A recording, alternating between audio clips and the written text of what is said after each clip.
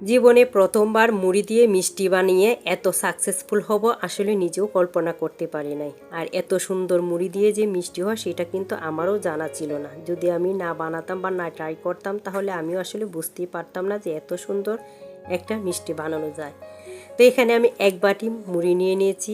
আর মুড়িটা কিন্তু একেবারে মুচমুচে নিয়েছি যাতে করে পেস্ট করতে সুবিধা হয়, মানে ব্লেন্ডার করতে সুবিধা হয়। আপনারা যদি নেতিয়ে যাওয়া মুড়ি নেন সেই ক্ষেত্রে কিন্তু মুড়িটা একটু ভেজে নেবেন, এতে করে যখন গুঁড়া করবেন তখন তাড়াতাড়ি গুঁড়া করে নিতে পারবেন। আর গুঁড়া করার পর একটু চেলে নিচ্ছি, এতে করে যে মুড়ি আস্তগুলো থাকবে সেগুলো কিন্তু ফেলে দেওয়া যাবে। তো মুড়িটা চেলে নেওয়ার পর এখন এখানে আমি 2 টেবিল চামচ ময়দা অ্যাড করে দিচ্ছি। 2 টেবিল চামচ ময়দার সাথে আমি অ্যাড করে দেব 2 টেবিল চামচ গুঁড়া দুধ। এখানে আমি ফুল ক্রিম দুধটা ব্যবহার করতেছি। তো এখানে আমি 2 টেবিল চামচ ফুল ক্রিম দুধ দিয়ে দিলাম। আর এখন দিয়ে দিব 1 টেবিল চামচ চিনি।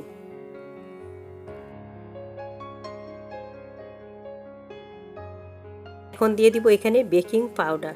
এখানে আমি হাফ চা চামচের চেয়ে কম বেকিং পাউডার দিয়ে দিয়েছি। ধরতে পারেন যে 3 চিমটি পরিমাণ হবে। এখন দিয়ে দিব এখানে আমি ঘি।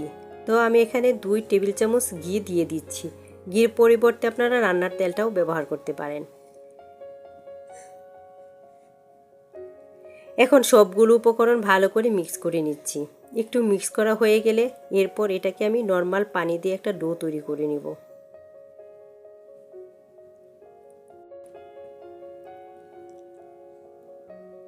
পানিটা অল্প অল্প দিয়ে আমি একটা ডো তৈরি করে নেব। তো অর্ধেকটা পানি দিয়ে দিয়েছি, আর বাকি পানিটা আমি দাপিয়ে দাপিয়ে দিয়ে একটা পারফেক্ট ডো তৈরি করে নিতে হবে।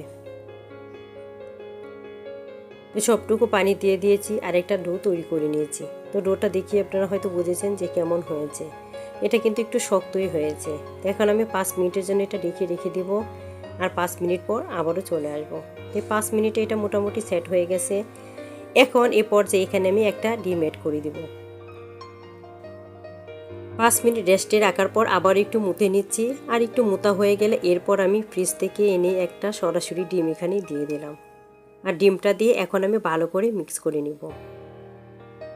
কালোজাম মিষ্টির রেসিপি আরেকটা আমার চ্যানেলে আছে, সেটা আমি মিষ্টি আলু দিয়ে বানিয়েছিলাম, চাইলে সেটা আপনারা দেখে নিতে পারেন।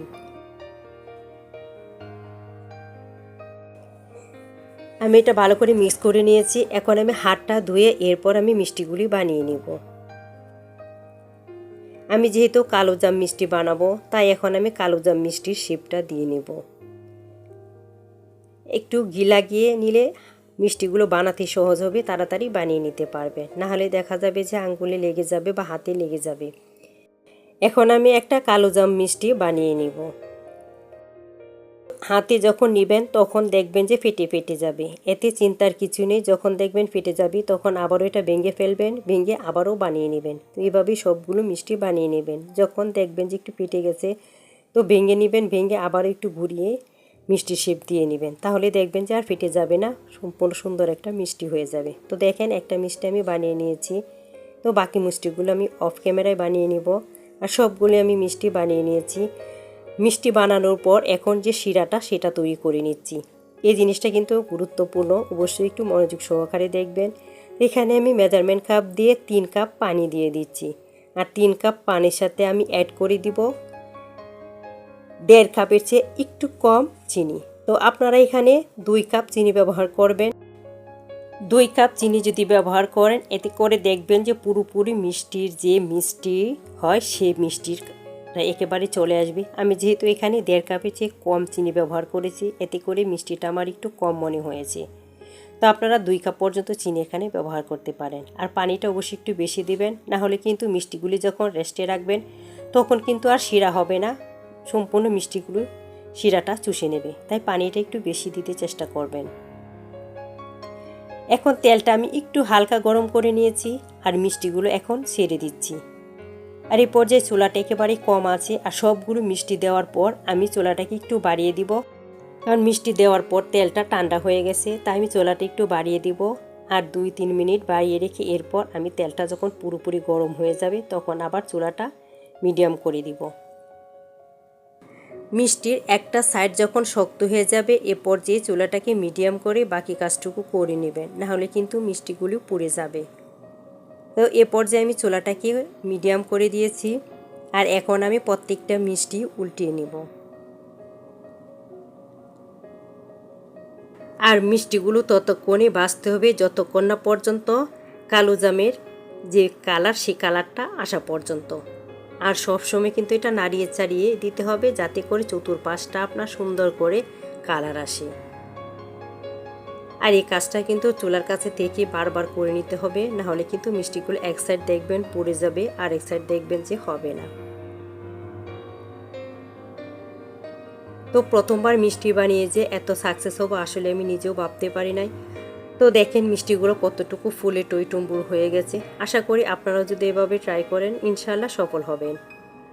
তো মিষ্টিগুলো আমি নাড়াতে নাড়াতেই কিন্তু একটা সুন্দর কালার চলে আসছে। আর এখন দেখেন পুরোপুরি কালার চলে আসছে। আর এখন আমি এটাকে নামিয়ে নিব। যখন দেখবেন যে সুন্দর একটা কালার চলে আসছে তখন এটা নামিয়ে নিতে পারেন।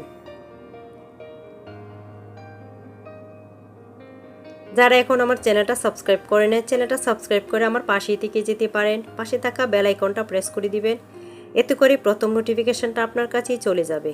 আবারও যখন ভিডিওটা দেখতে চাইবেন খুব সহজে ভিডিওটা দেখে নিতে পারেন। তো সবগুলি আমি মিষ্টি বেজে নিয়েছি।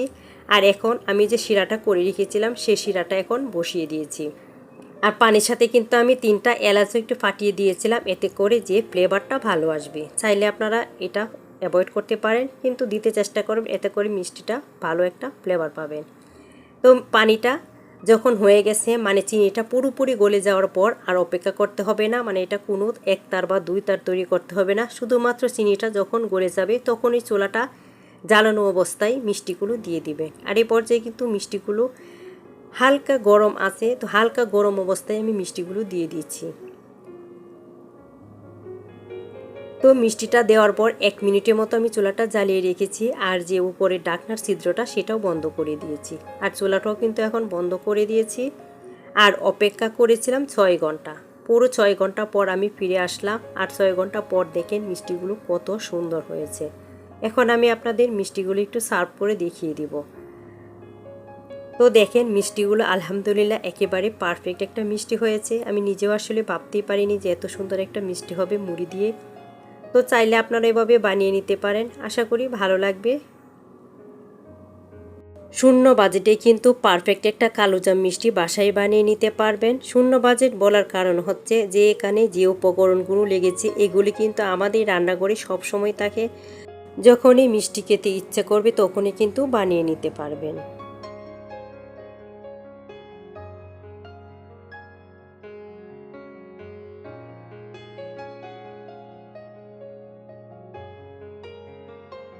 প্রত্যেকটা মিষ্টি কিন্তু একই সাইজ হয়েছে আর একেবারে ফুলে ডাবল হয়ে গেছে। এখন একটা মিষ্টি আমি আপনাদের কেটে দেখাবো যে মিষ্টিটা আসলে কেমন হয়েছে।